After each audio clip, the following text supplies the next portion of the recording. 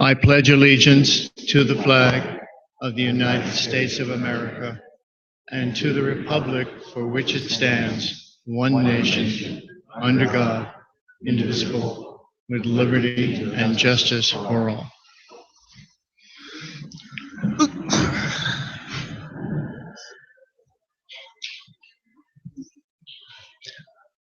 My name is Roger Sweat, and I'm going to guide us through today's process.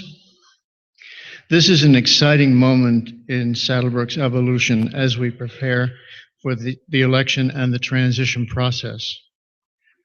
Due to tireless efforts of many individuals, but primarily our resident board members, general manager, and chair of transition planning committee, this process would not have been possible. So I'd like to have Bill Einecker, Ed Mazzotti, Therese Butler, Damon Williams, and if David Gould is here, please stand to be recognized as the orchestrators of this process.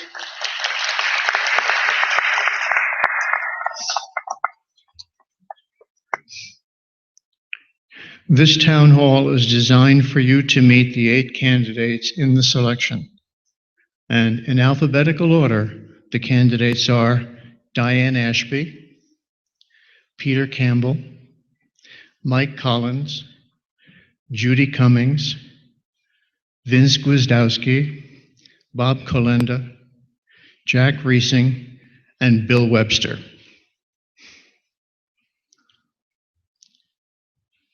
The candidate receiving the highest number of votes will replace Ed Mazzotti for a 2-year term. The 3 candidates with the next highest votes will serve as members of the negotiating team until transition. At transition, there will be another election to fill the 3 positions to make the board completely composed of homeowners. Each candidate will have 5 minutes to make his or her presentation, and Larry Zanata, seated in front, will be the timekeeper. He will give a 1-minute warning with the yellow card, and then the final 5-minute warning. And just in case there's no adherence, I do have a hook off stage. Most of you are too young to remember what the hook means, but I remember. After all the candidates have spoken, there will be a Q&A session where questions must be directed to specific candidates. The candidates have drawn lots to determine the order in which they will speak. I will announce each one in the sequence that they have chosen. Please hold your applause until all candidates have given their presentations. Our first speaker is Judy Cummings.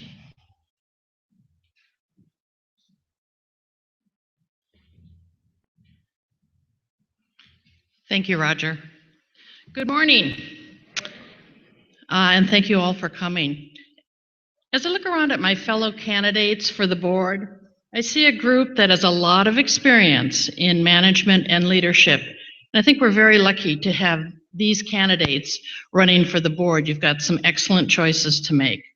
My field was healthcare, where I was a physical therapist and hospital administrator. And many of you have been through physical therapy, and you all know that sometimes you have to go through a little bit of pain to achieve your goal or the outcome that you're looking for. And that is true for SaddleBrooke now.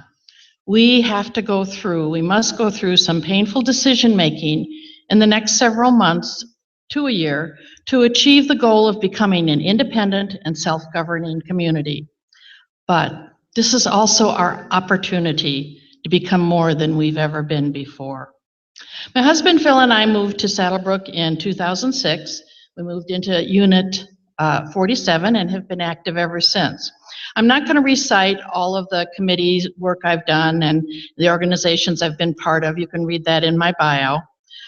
For me, though, the most important decision I made was to apply for and become a member of the Leadership Development Council, LDC. The purpose of the LDC is to train future board member candidates. The board did so by having us become very active in board work. We had to understand how state and local laws affected the governing of an HOA. We had to look at our own governing documents and the impact they made on our HOA. We had to attend board subcommittees. We had to go to board meetings, and we became familiar with the HOA financials. We learned about the behind-the-scenes work that goes into making a community of this size grow and function.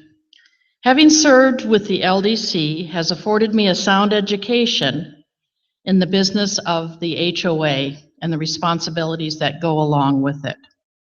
As an example, most recently the LDC worked with the board in setting up the registration process for residents to get their new ID cards. You try and get 5,600 SaddleBrooke residents to smile for the camera. My purpose in running for the board is very simple. I love living in SaddleBrooke, and I want to see it continue to grow, prosper, and be the kind of community that people want to retire to and that its residents are proud of. I believe I have the training, background, and skills to take on a leadership role in SaddleBrooke. The next year will be critical in our development as we must make important decisions regarding our golf courses, first of all, and we must negotiate a fair and just transition agreement with the developer. After that, we must move on to ensure that SaddleBrooke remains financially stable, well-managed, competitive with other active adult communities, and always resident-focused. I believe that my professional experience plus my experiences here in SaddleBrooke make me a strong candidate for your board. I ask for your vote to do so, and I thank you for your time and interest in attending today. Thank you.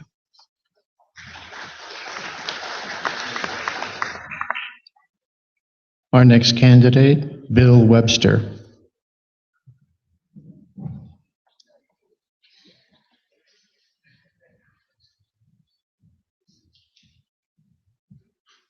Good morning. I thank everyone for coming today, and I thank our resident board members for doing an excellent job. And since I've been on the Leadership Development Council, I started off with all of your impressions, and now I've come to realize that they've done a lot of work for us and have established a good transition base for us to go forward. What I want to do today is tell you how I feel about things and how I think things should go forward. I have 3 degrees, one in mathematics, one in computer science, and one in engineering. I was a college professor for 26 years at what was initially General Motors Institute, a school or a college for gifted students that would go into General Motors. I was a teaching professor. I worked with students. I worked with their organizations. I also worked on committees. Later, I got into administration work at the school. I was the associate department head, and I was responsible for 1,500 students for all their schedules and so forth.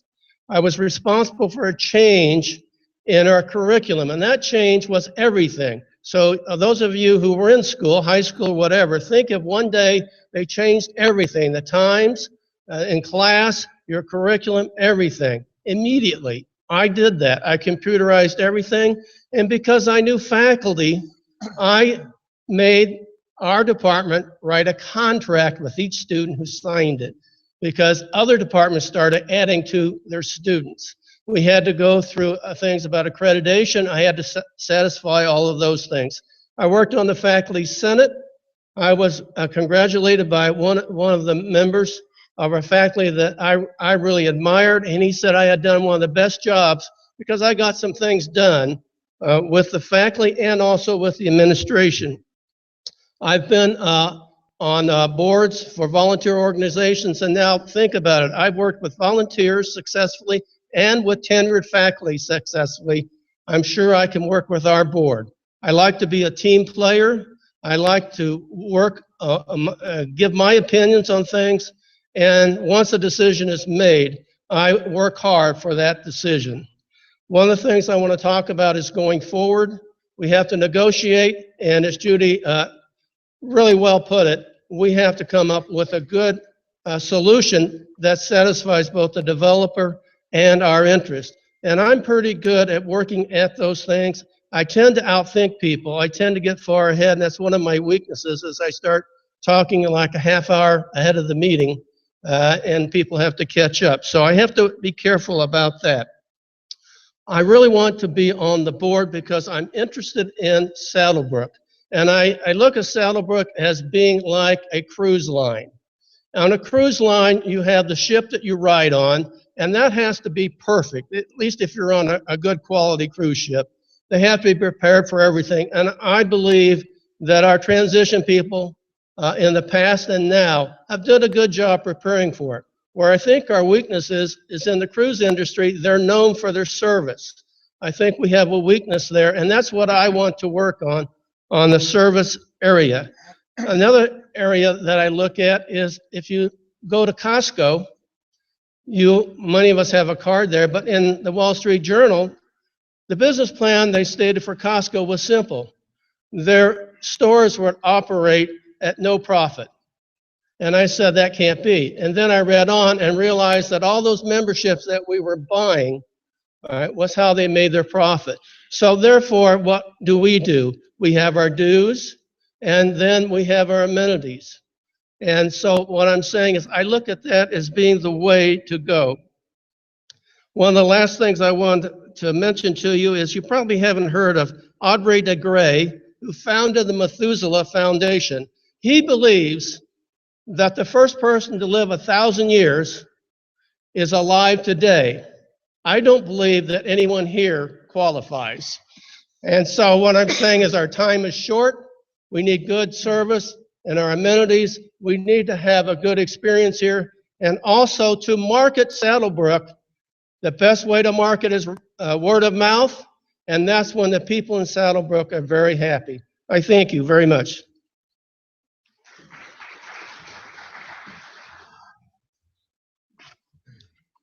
Our next candidate is Bob Kolenda.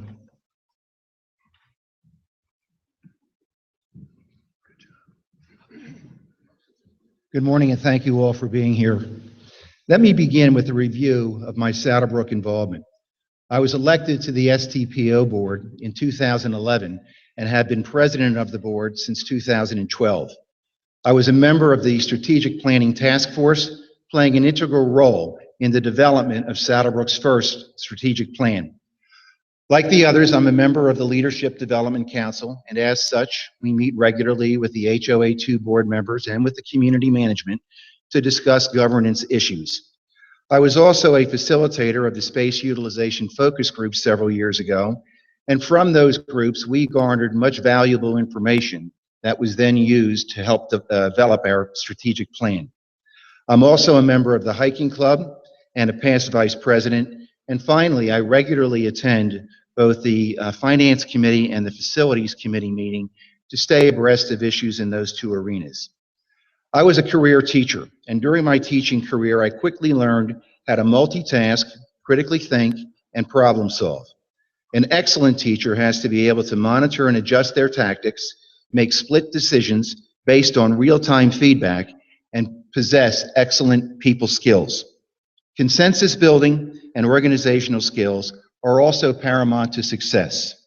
I will bring all of those skills to the table as an HOA2 board member. Additionally, I was the treasurer, the vice president, and one of the lead negotiators for the teachers in my district. Thus, I have negotiating experience, which will be key during the transition negotiations. My community involvement in SaddleBrooke has provided me a wealth of institutional knowledge regarding the governance of this community. As one of the Space Utilization Focus Group facilitators, I heard the concerns of the residents.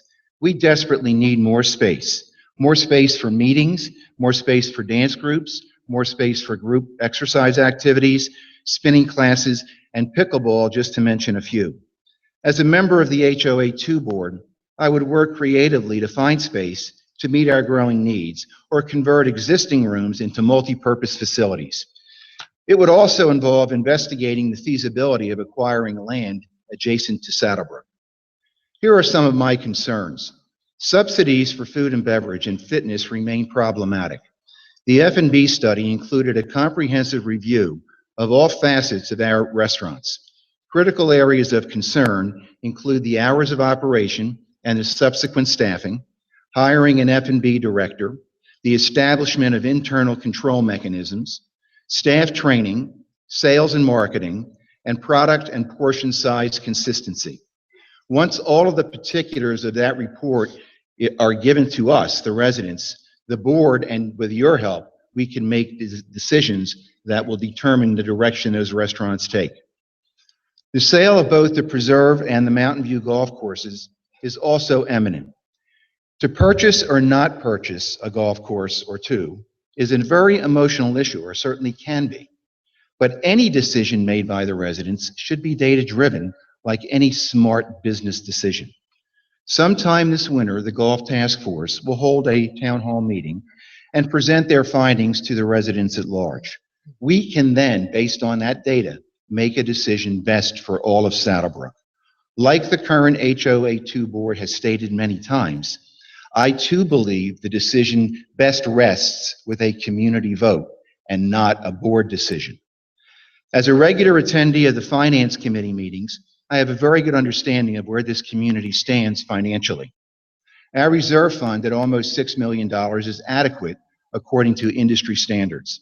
However, working with the department managers, we must responsibly reduce subsidies where possible. We live in a vibrant community unparalleled by any other. The research conducted by the Strategic Planning Task Force verified that we have one of the best and most sought-after communities in the nation. Yes, like all HOA2 communities, we have our challenges, but none are insurmountable. I believe our focus should be on current and future fiduciary issues, our space concerns and constraints and actions to deal with them, and maintaining and improving the aesthetics of our great community. I would hope that my proven leadership as the STPO president has demonstrated to you my commitment to all residents. A vote for me is a vote for strong leadership, a vote for community viability at all levels, and a vote to see that both strategic and tactical action plans based on our strategic plan are brought to fruition. I appreciate your time this morning, and I would certainly appreciate your vote. Thank you.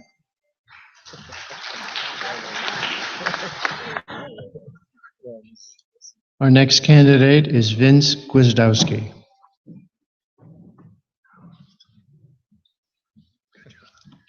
Good morning, everybody, and thank you for coming, and more importantly, thank you for listening. I almost pulled out my Bosch's list. I don't think you're going to be interested in that one at all. My name is Vince Guzdowski, and I'd like to start off with a little bit of my background. I was born and raised in Philadelphia, Pennsylvania. I left there, actually escaped, and went to West Point, got my Bachelor of Science degree in engineering, was commissioned as a second lieutenant, and I am a combat veteran with 21 years of honorable service. I went on to the wireless communications industry. You might know XM satellite radio. I led over 1,000 members to build and design XM satellite radio in the United States. Quite a job. And I went over to London, ran Europe, Middle East, and Africa for the wireless communications company I was working for, subsequently moving to Sydney, Australia, and ran Asia Pacific for mergers and acquisitions, joint ventures, and profit and loss. Subsequently, Northrop Grumman recruited me to run a $1.3 billion program for them. I ended my career at Northrop Grumman at the headquarters when they moved from California to Fairfax, working international government relations. You might be interested in a little bit of my professional skills. I am a formally trained strategic planner and contract negotiator, and I also have extensive training in general management. Why do I want to be on the board? I love this place. First time I got here, it was just unbelievable. I was overwhelmed by it. And more importantly, I'm committed to protecting our future. My objective is simple. Make our good community even better by utilizing the strategic plan as our roadmap to success. I have 7 goals on my resume. Please pick it up on the way out. I hope you look at them and give me an opportunity before you vote to speak to you or your group about my goals and how to accomplish them. I will briefly speak to 3 of those goals. Transition. This is critical. Legal and contract terms negotiated with Robeson or RCI will last for many years to come. Select the most qualified team to protect your interest. I differentiate myself from my colleagues in that I'm formally trained in negotiations, but more important is that I know the corporate attorney at RCI who will lead the negotiations. I know him through our many CCSH, which is Concerned Citizens of SaddleBrooke, discussions, emails, lunch, and meetings at Pinal County offices in Florence. I and 3 other CCSH members commented on the road use agreement between our HOA2, Robeson, and Kenyatta Partners, which is the Sundance Ridge developer north of the preserve. The Robeson attorney is extraordinarily intelligent and a strategic thinker. I want to be on the HOA2 team directly across from him at the table. Number 2, the future. I arrived in April 2013 and discovered there was no strategic plan. So I joined the Finance Committee and started the badgering process to the board about approving the strategic planning process. They did so in January 2015. They allowed the formation of the strategic task force. September 2016, the plan was approved by the board and the task force ended. I fully intend to use the strategic plan as the roadmap for our success. Hopefully, we will have a strategic planning committee. Here's an example of what I'm doing that supports the strategic plan.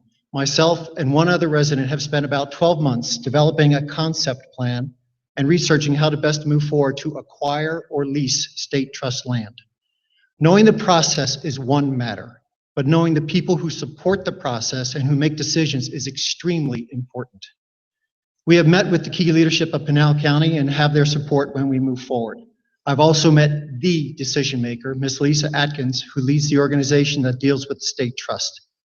Once we get through the resolution of the golf courses and get closer to our release from the developer, I intend to bring this forward to the community to discuss the plan. Of course, I will be on the board and the board will have to move forward with me, I hope. Fundamentally, this plan is about the acquisition of land and building of a complex with additional revenue sources to support the cost.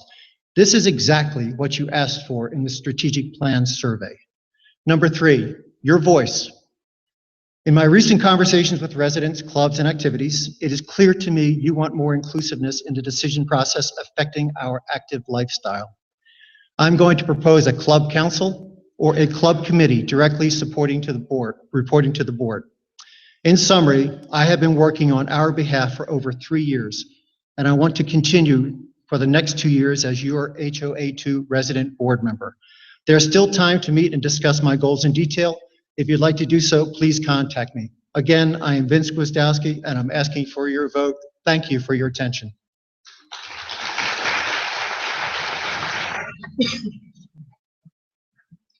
Our next candidate, Peter Campbell.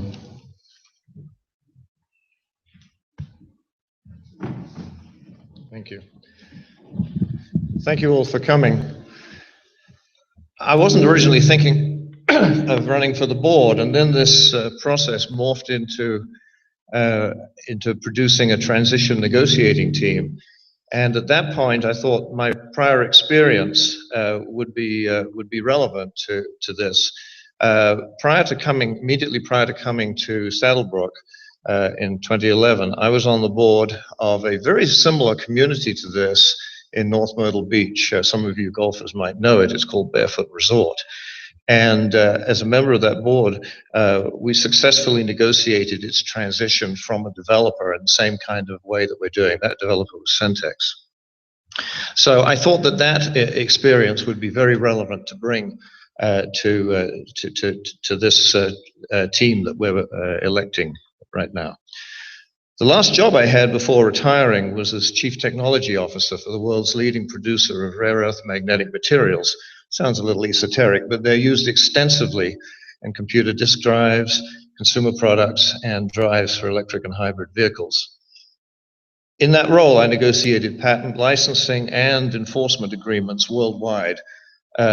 Most interestingly, in Japan, I had a lot of meetings with corporations such as Hitachi and Matsushita. Believe me, that teaches you the need for extreme patience in the negotiating process if you want to have a good result. In SaddleBrooke, I'm just hitting the highlights here. I've spent 3 years on the Greens Committee until literally a couple of months ago. My specific responsibility on the Greens Committee was for standards for our 2 golf courses, Mountain View and the Preserve, And that certainly gives me a pretty good insight into our golf course operations. And I think that's going to be valuable in negotiating, as we're going to have to do some kind of value for these golf courses, since RCI has now wanted us to include that in the transition process. For these bios, we were asked to outline our negotiating thoughts. I'll just hit a few highlights there. Transition is pretty well defined by our CC&Rs, but as we've said already, the courses, that's going to need a vote. I'm worried that RCI has a block of votes that they can cast under our CC&Rs for based upon their undeveloped lots. It's a couple of hundred votes or more. And I think this still raises the issue of potential conflict of interest. So I would push for, as part of this process, a binding pledge from RCI, from Robeson, that they will not cast those votes in the vote that we're going to take for transfer of the golf courses. The CC&Rs do define our common area facilities at transition to be in reasonable conditions subject to normal wear and tear. Obviously, this is something I went through in detail in Barefoot Resort on the other coast. Drainage was a major issue that came up. I know we have had consultant reports, which is going to be extremely valuable. I would also push for input from the entire community in making sure that we've got all of our bases covered in anything that that may need to be taken care of as part of the transition from RCI. We need to carefully review our CC&Rs. I'm just amazed that when I look at what I've got, there are no amendments to the CC&Rs between the years 1997 and 2016, which for a community of this size, it just amazes me that it hasn't evolved to the point where it's going to need some things to be fixed in those in the CC&Rs. So we need to look at that, and actually we can get Robeson to help us with that if there's some obvious things, because they can do it unilaterally prior to transition and help us out. Lastly, I have put in my bio here, and this will probably cost me those RCI votes for this election, that my starting point for transfer of the courses should be at no cost to us.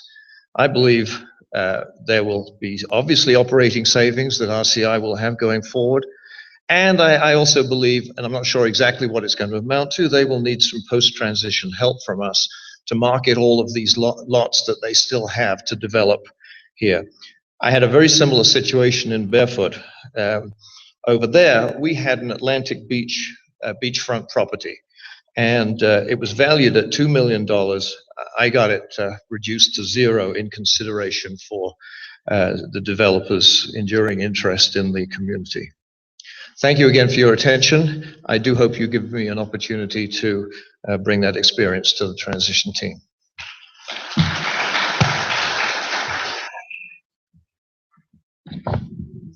Our next candidate, Diane Ashby.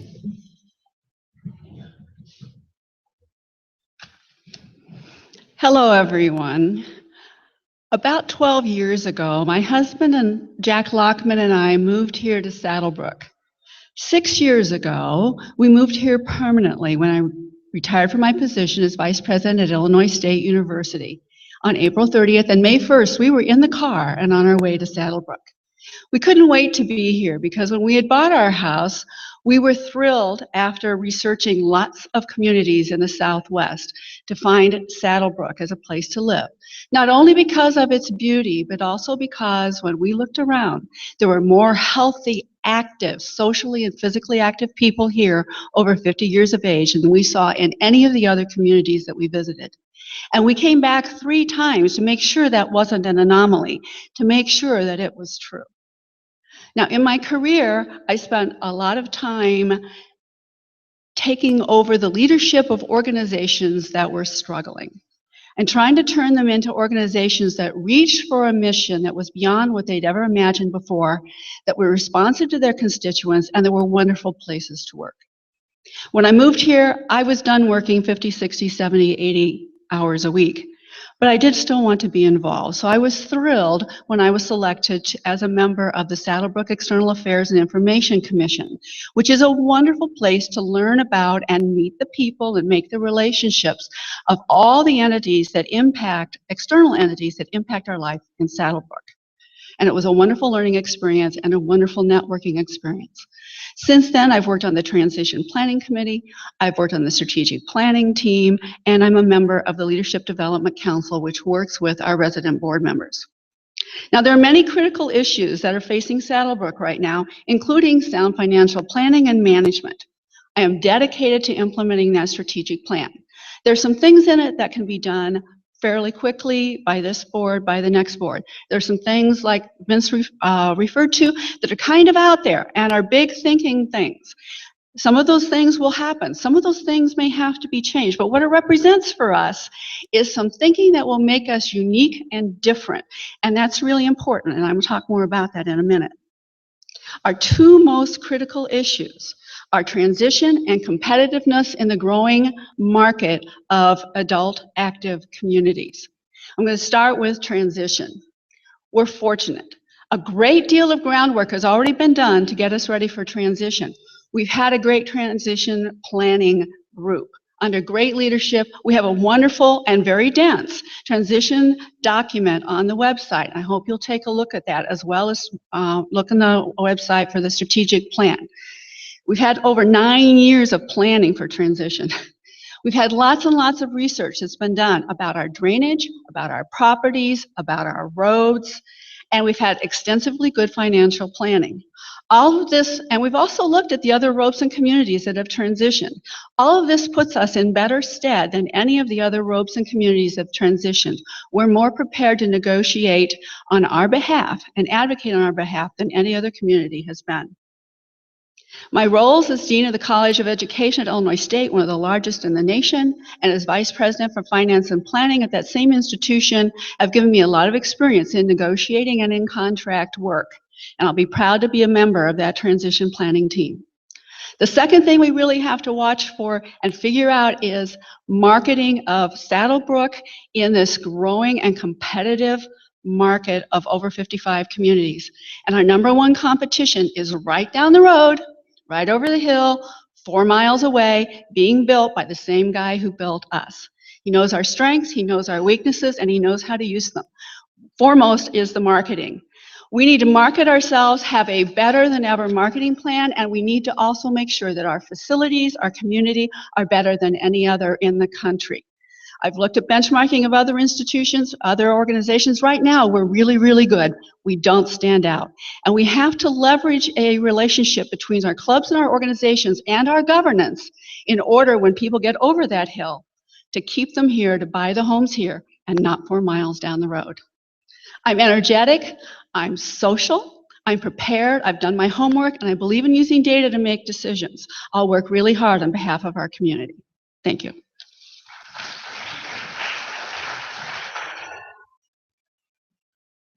Our next candidate, Jack Reesing.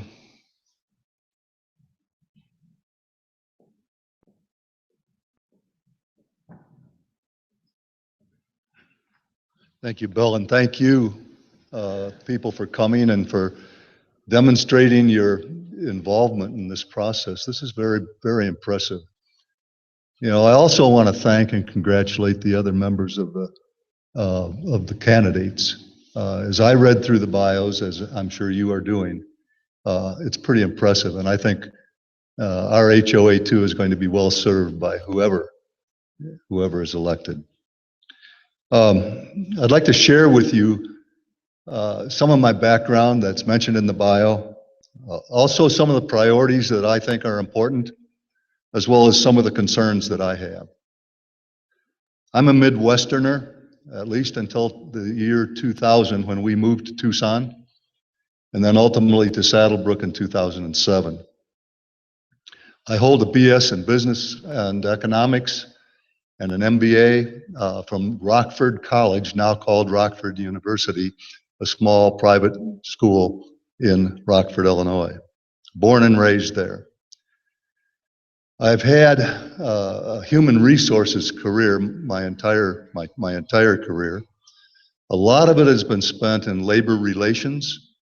I've spent a lot of time as the chief spokesman in negotiating labor contracts, some 30 or more of them over my career. I think I understand the negotiating process.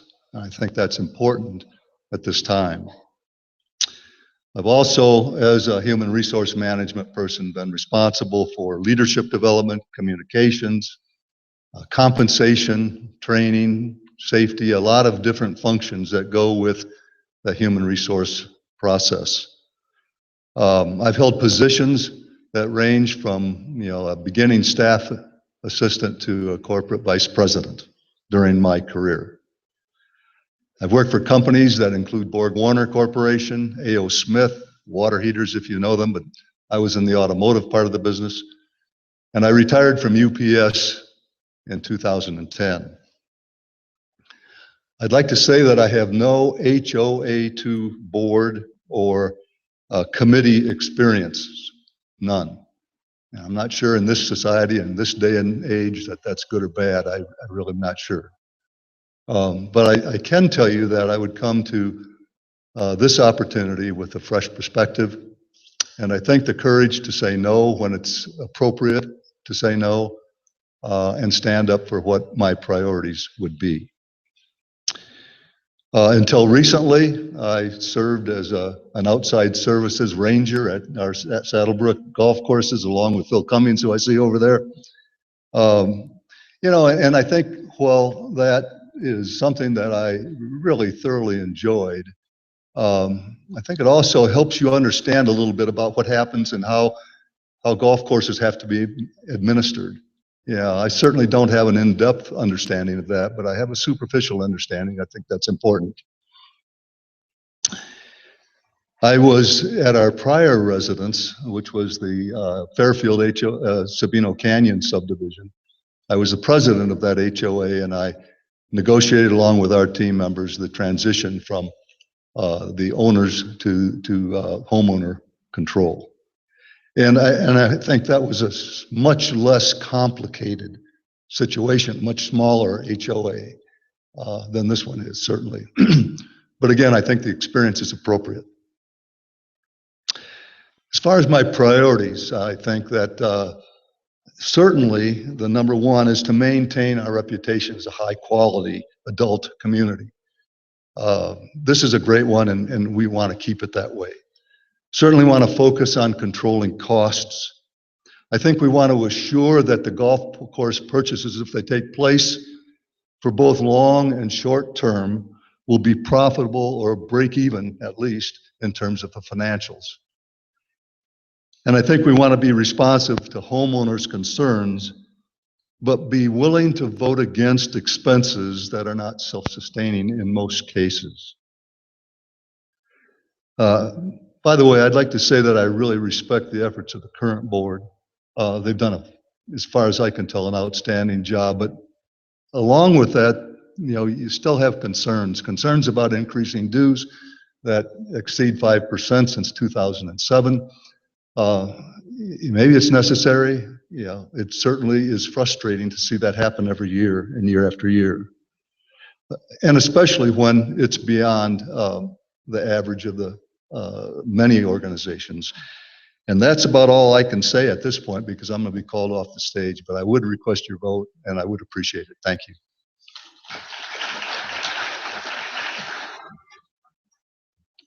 Our next candidate, Mike Collins.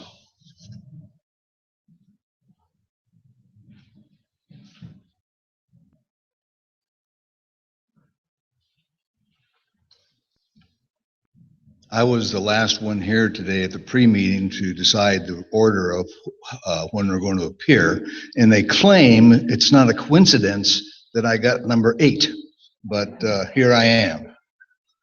I'm very impressed with the way this has been set up. We have a moderator, thank you, Roger, a timekeeper, Larry, and where are the teleprompters?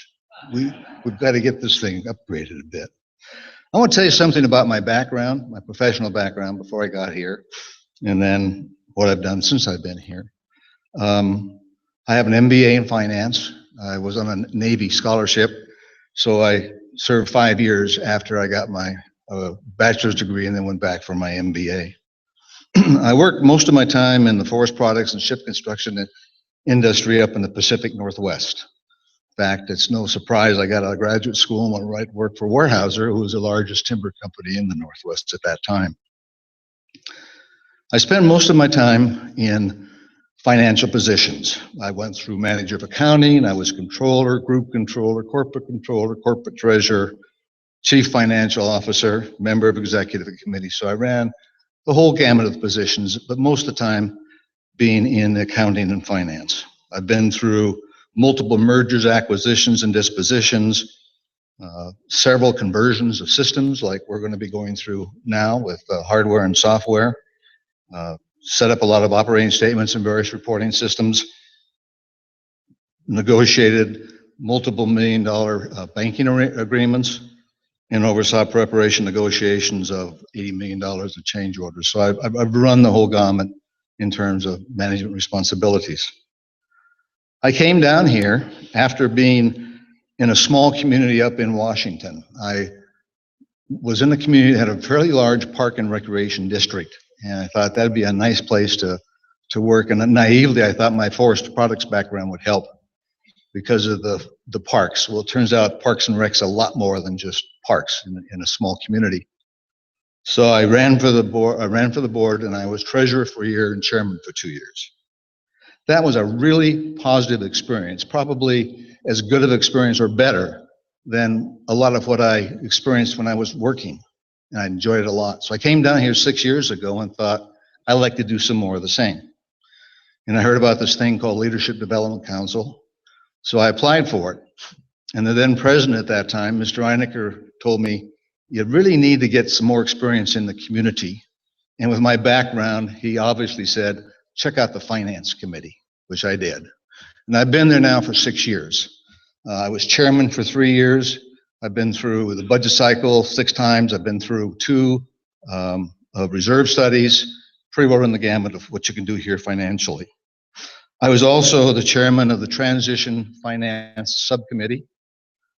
I did get on the Leadership Development Council. I was there for a couple of years. I was an initial member of the Strategic Planning Task Force. And I volunteered a couple of employee appreciation lunches, which I recommend to you. That's quite nice to see how our employees appreciate what we do for them. So now I'd like to be on the board and or the Transition Negotiating Committee. It's really important, this basic step we're going through transition, to establish a firm base for this community going ahead. As the other candidates have said, I think a primary thing here is to be a premier adult community. And what that does is that preserves our home values, which is the #1 thing to all of us. It's a big part of any portfolio we've got. I want to be on a board balancing what's best for the community as a whole while meeting financial expectations. One thing that I think is important for a board member is to provide direction and support to the staff as they're managing our finances and the infrastructure we have. We've had a lot of turnover for a lot of different reasons, but I'm hopeful now that we've got a management team in place that's going to be here for a longer time period, and I look forward to giving them all the support we can to make them successful.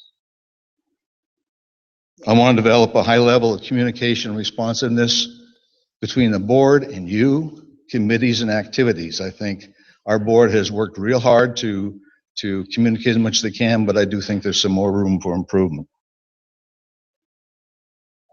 Someone has said here, several people said, that we might have to compete with those people over there in HOA 1. I'd like to look at it broader and initiate activity or efforts to consolidate redundant functions between both communities. And I'm done. Thank you.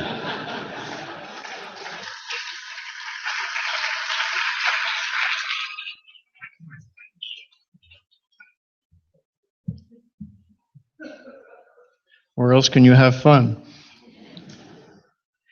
Just to remind you, the ballots will be sent out the week of November 7th, and voting will end December 1st, and the ballots will be counted on December 8th, and Alan Grodsky will be supervising the counting of the value. You want to stand, Alan, so that people can see who will be in charge for counting?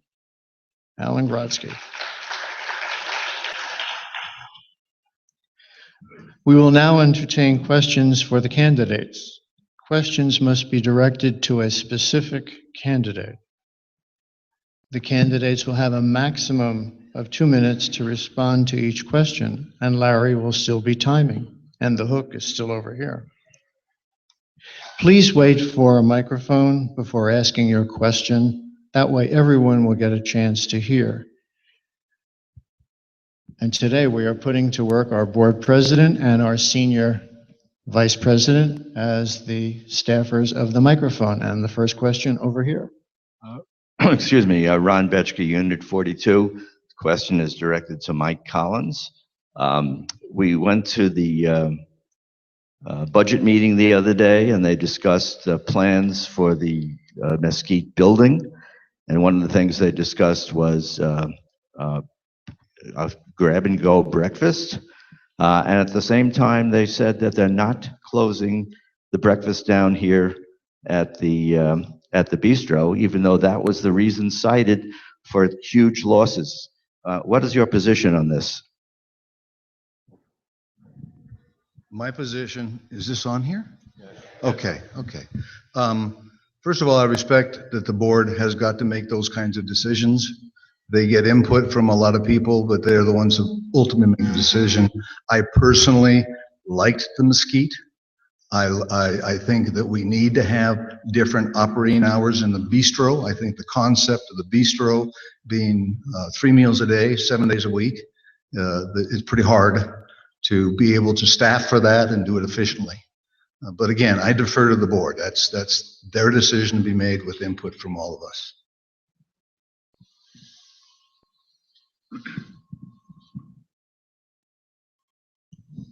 Thank you. This question's for Vince. You mentioned in your talk about the goal of acquiring or leasing land from the state trust to build a complex. Could you provide more details on that?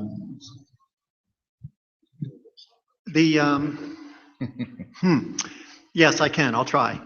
Remember, this is a concept plan, and the concept plan is going to cost us a little bit of money. So the bottom line is this needs to be, or should be, a phased operation. For instance, in phase one, we would try and bring in some revenue producing facilities up there. For instance, an RV park, solar powered storage areas, something along those lines that would start immediately producing income.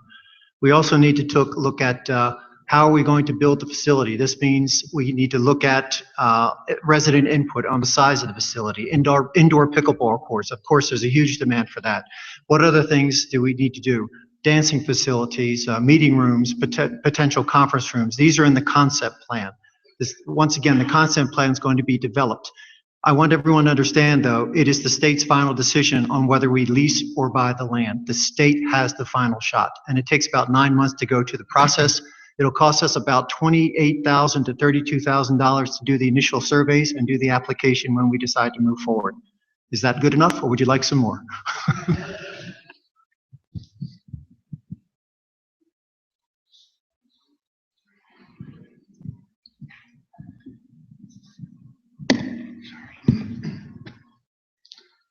Hi, Greg Lakovich, Unit 23. This question is directed to Mike Collins.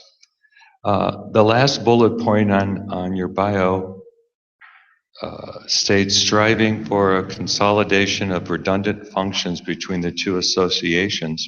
I was wondering if you could, Mike, maybe expand a bit on what you would consider redundant functions. I have had the opportunity in the last 6 months to be at about 3 or 4 different board meetings, working sessions with the HOA1 board. In every one of those meetings, A2 has come up in their discussions. And what I've been concerned with is that most of the board members over there don't have a full understanding of our financial situation or what we're doing. I had one particular meeting, they said, well, when they get through transition, maybe we can start talking to them. Right now, a good example I mentioned about SaddleBrooke. Do we market HOA1 and HOA2 to compete with each other? Or do we market this as the SaddleBrooke community? because we both have the same thing to gain, whatever associations we're in. I don't think we should compete. As I look at other common functions, I've been involved in a billiards room that they're putting at the starter shack on the 19th hole, and the questions come, it's about $100,000 investment. And obviously the questions come up, gee, 60% of the people are HOA 2, 40% are HOA 1, shouldn't there be a share? The same issues come up on the pickleball. All I'm suggesting is we need to start talking. We need to make a list of what's common and start talking and see what we can do to work together.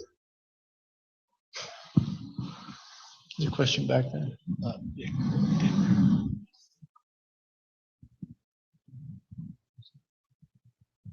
Good morning. Name's Dave Jones, Unit 25. This question is to Diane Ashby. In your opinion, what is the most significant part of the association's strategic plan, and is it being implemented in 2017?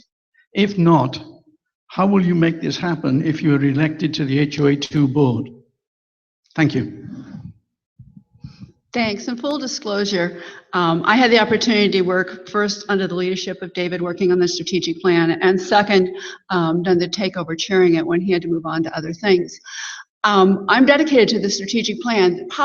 There are two parts of that that are most important. First of all is looking at the short-term goals. There are some things that we can do right away, and a lot of them have to do with some of what you've heard Mike talk about, which has to do with restaurant operations, which has to do with customer service, which has to do with making this a pleasant and wonderful place for the people who currently live here.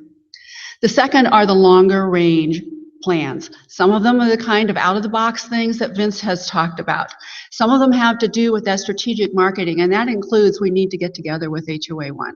We need to figure out how we're going to look better, feel better, be better, both serving our current residents and attracting the next generations of people who are going to retire and look for the best communities that they can find.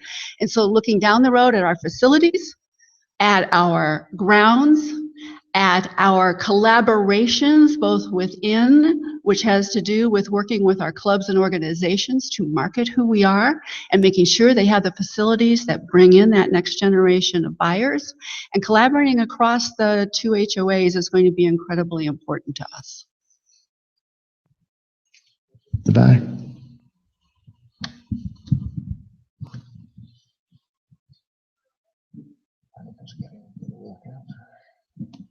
I'm Carol Heffelbauer, Unit 48. This question is for Diane. Would you be able to expand somewhat on your idea of marketing SaddleBrooke? Because as we all know, the models for the homes for SaddleBrooke are now at the ranch. I think a number of us also feel that there's not much enthusiasm from the sales force up there for selling in SaddleBrooke as opposed to at the ranch. And another question that I wonder, what's going to happen after transition? Who will be responsible for the types of homes that are built in here? And will there be a sales force at HOA2 to sell empty lots and homes in here? So your marketing plan for SaddleBrooke, I think, is certainly admirable, but I'd like to hear more details if possible. Thank you. Sure, I can answer part of that, but certainly not all of it. I can't speak for Robeson and what he will do with the lots that are left, or the sales force and how they will approach it. My number one concern is that everyone who lives here currently will at some point or another need to sell their houses. And we're going to care about who our neighbors are and who moves in here and the condition of the place in which we live and its marketability. We have to, I'm going to back up a little bit. When I was vice president for university advancement, one of my departments had to do with marketing the university. And at that time, we were not marketed very well. We had to put together a significant effort, which we would have to do here, to study, to create a tagline, to create a marketing plan that probably involves residents, that involves our clubs and organizations, that probably involves SaddleBrooke One, that involves our realtor friends. And we have to figure out who we are and how to say it to get people over the hill. And once we get over the hill, we have to have a plan for people in here, our residents, to market this as a cultural place to be. And I mean culture in the largest sense. Friendly, accessible, things to do, people to do them with. The very kind of things that Robeson sort of did for us, we've got to do for ourselves better. So I don't have a plan, but I do know that we need to make a plan and that we're going to have to outmarket a lot of things. But number one, we have to outmarket new homes down the road when we have resales here. Any more questions?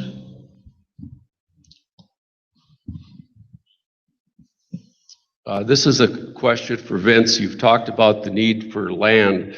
There's a particular piece of land here that I think we should consider in the transition, and that is the current RV park, which possibly we could negotiate to purchase, run it as an RV park, and as the need arises, use the southmost flat portion of the lot for further amenities. I would love nothing better to negotiate that RV park, but we currently know that Mr. Robeson is not going to give up that cash cow. You're sitting on the opposite side of the table with somebody who's collecting cash so that he's already put all the capital into that infrastructure, and it's all pure profit for him at this point. So we probably have to come up with a crazy number to take that away from him. And quite frankly, I have another solution by building an RV park on one of the state land that we acquire, so we actually take the business away from him at the end of the day. And once he does that, then we'll get a much cheaper price, a less expensive price, and possibly build another complex down there as we own that land. But that's a few years down the road until he realizes that he's now no longer gaining that advantage of that 20 or 25,000, whatever it is per month that he's getting.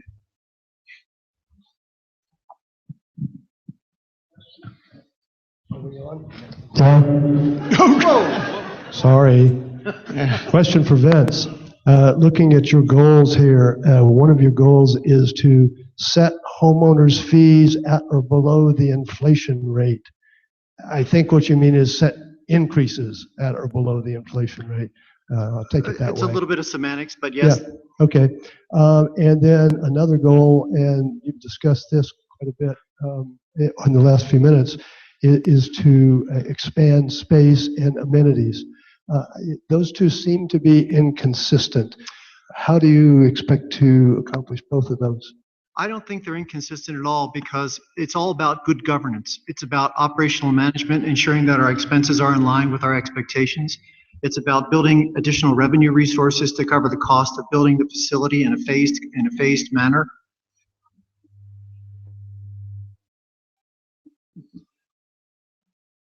That was a pregnant pause. So quite frankly, like any budget or any strategy, you put a 5-year plan together and you're going to adjust that 5-year business plan on a yearly basis to tweak it to the needs and to your revenues and to your expenses. It's the same principle that we'll have here. We'll take a look at what we capitalize, how much we capitalize. Are we going to be paying money for that? We'll take a look at the operations, and are we effectively conducting operations at maximizing that? That's always a question. There's always a struggle back and forth because you have the needs of the residents against the needs of the budget, and you have to seriously prioritize. So I don't believe they're in conflict. In fact, I believe they're going to be eventually in balance. Jim? Jim Ryan, Unit 36. As some of you may know, or all of you may know, our current board is requiring an established group, which is called the Easy Riders, which do indoor cycling. Been in operation for 5.5 years. It's a volunteer-led group that offers free indoor cycling to all of our residents. Our current acting president says we have 190 members. Currently, our board is demanding that this group secure insurance for themselves, protecting HOA2, that all the volunteer leaders who have been doing this for half a dozen years be certified as indoor cycle leaders. And there's one other comment I forget the other thing. What was it? Oh, and be trained in AED and CPR. These are all good things.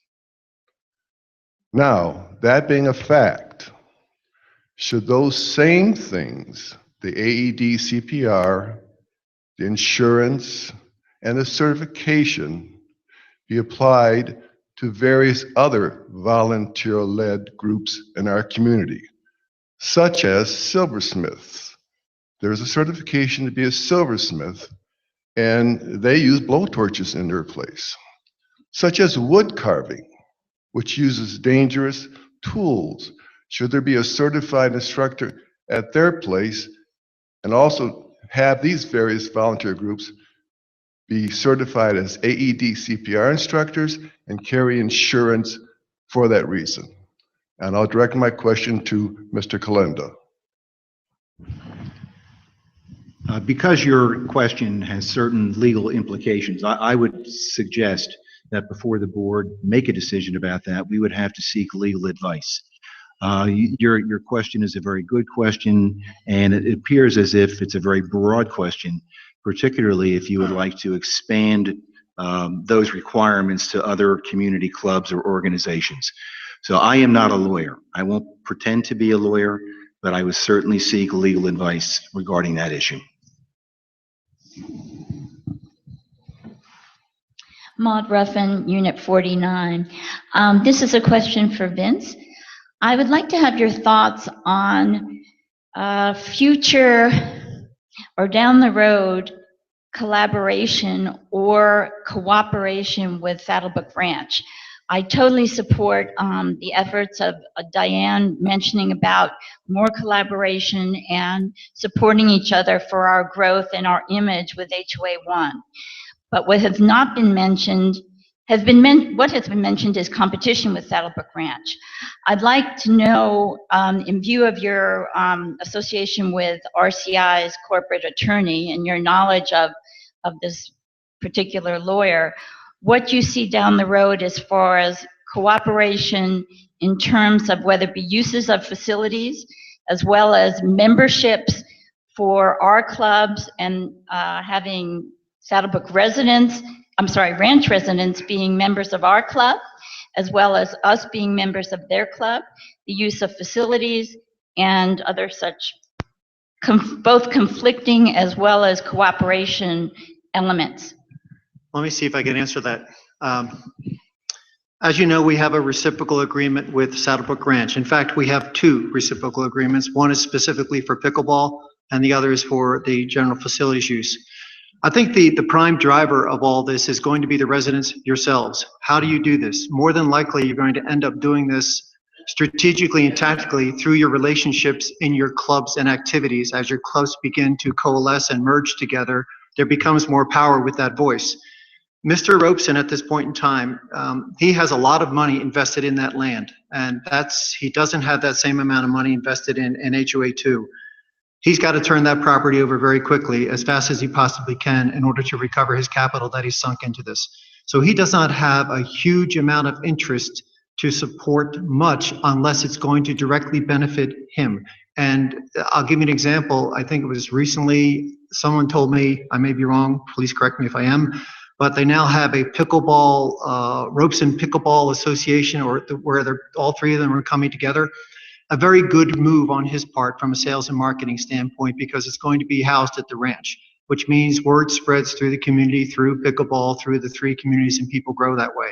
That is probably an effective tactic for the coalition of coming together later on down the road through the clubs and through the activities as they expand and the interest become the same. So that's how you pressure Mr. Robeson to get more at Robeson. Down here in HOA2, it'll probably be it'll probably be in concert with the resident board as we transition to gain the same collaboration. And I would not exclude HOA1 from that in the future, because we are one community, whether we like it or not. We are one community, and a lot of our clubs share a lot of interest in the facilities. It doesn't necessarily mean it's working out as well as we would like to, but we can change things in the future.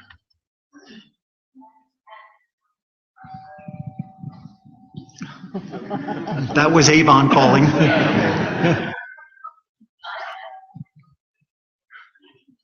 Are there any more questions? Just in view of this with the ranch, what I'd like to know is, in the transition procedures and in the planning of transition, Has there been anything on the table about negotiating with Mr. Robeson in terms of our relationship with the ranch? My knowledge is that we're wavering between having lots of amenities not available to us in the near future, or at any one moment without much notice, some of those rights or amenities could be taken away. So I'd just like to know if one of you who's on the transition committee, if that is being discussed in terms of cooperation.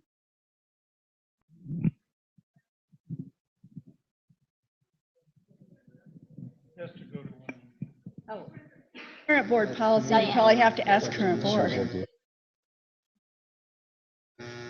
I would, Therese Butler, VP on the board. The reciprocal agreement with HOA1 was a 25-year document, and it goes until 2021, and then would be renegotiated at that time. The SaddleBrooke Ranch document is on an annual reciprocal agreement. And we have been notified by by RCI that in 2017, they anticipate that being the last year of that reciprocal agreement with a 30-day out clause at any time.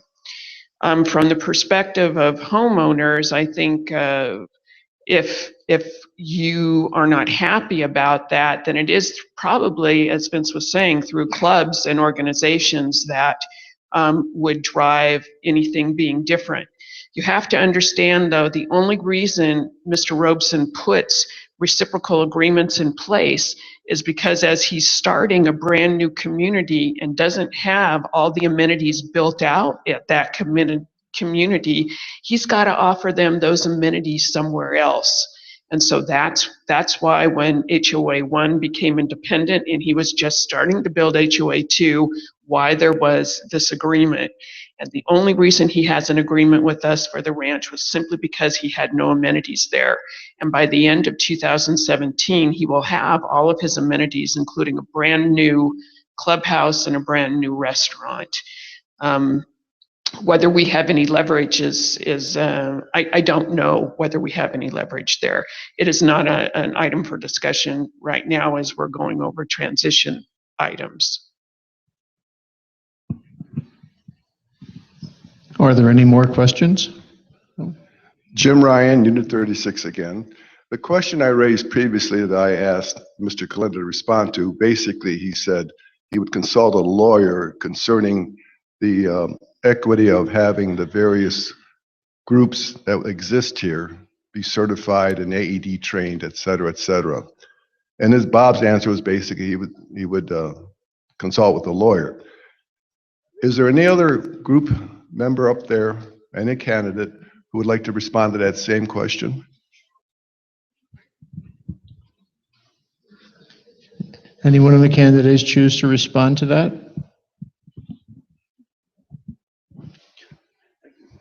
Our agreement has been that you direct it to a specific candidate. If you'd like to answer, raise your hand, I'll select you.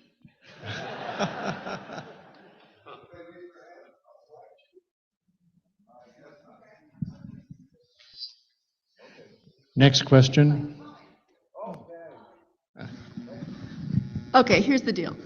With when we were getting ready to do some transition study, I looked at all the clubs and organizations. And the first task was to figure out what all the clubs and organizations were. And by the way, there are over 140 of them, and they're changing every day, so keeping that up to date is very difficult. We have a lot of inconsistencies, and each one of these organizations is different and unique. So on the one hand, there's a lot of inconsistencies in how they relate to the board. Second is they're all unique.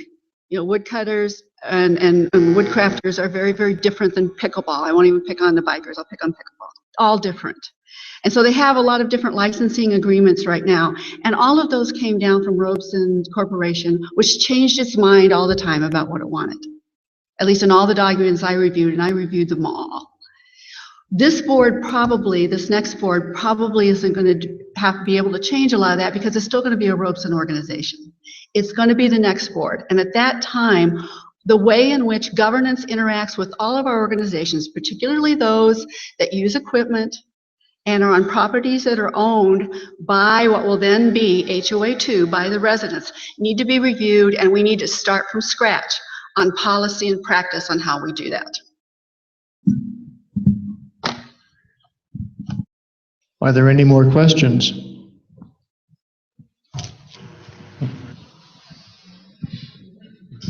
We'll get you, Alan. Donna Bauman, Unit 48, and this is for Vince.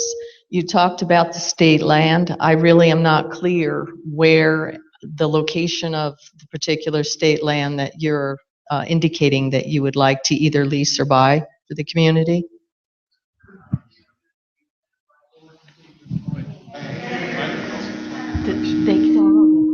Okay, here we go. All right, good.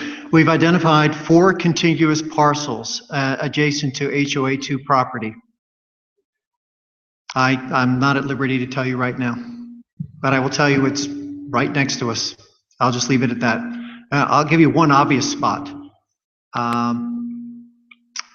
As you're driving toward the preserve on top of the hill where the state gate is, that is evidently a very obvious spot where state land is. The main reason is because there was a critical function that had to occur prior to us even considering this, and part of the CCSH, the Concerned Citizens for SaddleBrooke, in our negotiations with Pinal County. If you remember, I think it was in December, I don't remember the exact date, but the Regional Transport Authority came here and said, I'm going to build a road, a bypass road, to take the load off of our HOA2 roads. They said they're going to build that in 2028. That was in their plan. We challenged that, and we challenged it hard. But now they have changed their mind. The county is 100% behind it. They have completed the survey, and you'll understand why I'm telling you this, because there's a direct linkage. They completed their survey, and they have submitted to the state trust for a right-of-way for that 1.3-mile road, which will connect to the east-west road to the biosphere. It was critical that they got that right-of-way, because that right-of-way cuts directly through the state trust land that we are looking at, which basically saves us money from building it. They have said they will pull the money out of the operating funds to build it. They will not wait on the RTA for the tax reform, which didn't go through. That's a big plus for us. We're all waiting on the state to approve it. Once they approve it, they will start the build, and they have told me directly that the build will be completed by fourth quarter 2017 for that road. It will cost them $2.6 million. This is a good thing, because if we apply for the same area, that will give us major access without us spending money on any additional roads to build. Alan has a question. Good morning, Alan Grotsky, Unit 23. This question is for Mike Collins. Mike, I heard you, Diane, Vince speak to sound financial planning, controlling cost, and I believe Vince indicated that he would like to see future homeowner dues equal or less than inflation. How do you mesh that with the recent budget, which was presented to us late last month, which shows during that budget period from 2015 through 2017 inclusive, costs going up over 37%, and when comparing apples to apples, revenues going up only 5.2%. Thank you. Alan, I appreciate what your concern is, what your question is. The thing I will share with you, am I on now? Voila, okay. My observation over the last 6 years in preparing the budget, I mentioned the turnover we've had in management. A lot of our budgets have been prepared, I'll say extremists, in terms of people trying to figure out what's going on. When you end up with a budget, you want to end up with something that holds management to a target, it's an accountability, and the buy-in is extremely important. And we've got a management team in place right now that I'm confident that we're going to have that kind of buy-in and commitment. I also know that there are areas of cost savings that are to be implemented. We have to encourage them and give them the latitude to go ahead and implement some of these changes that will reduce the costs.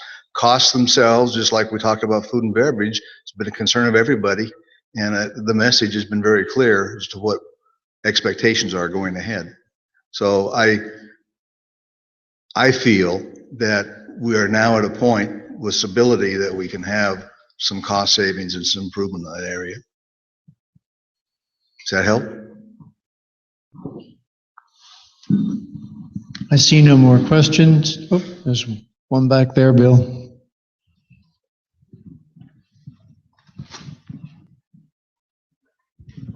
Donna Bauman again, Unit 48. This is for Vince.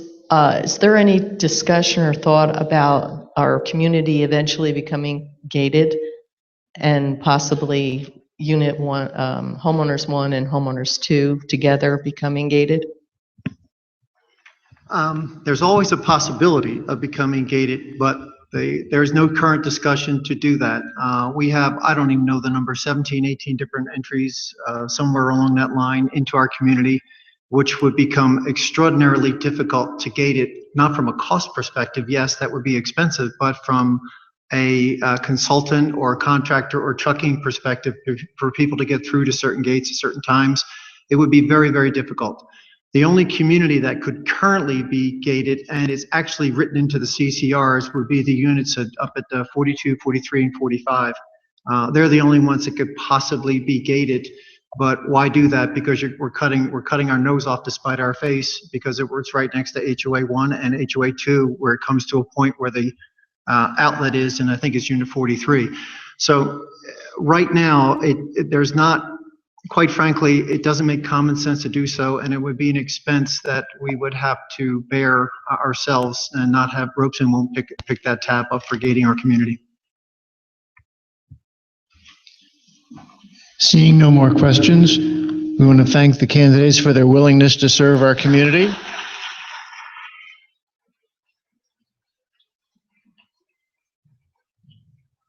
Remember to vote.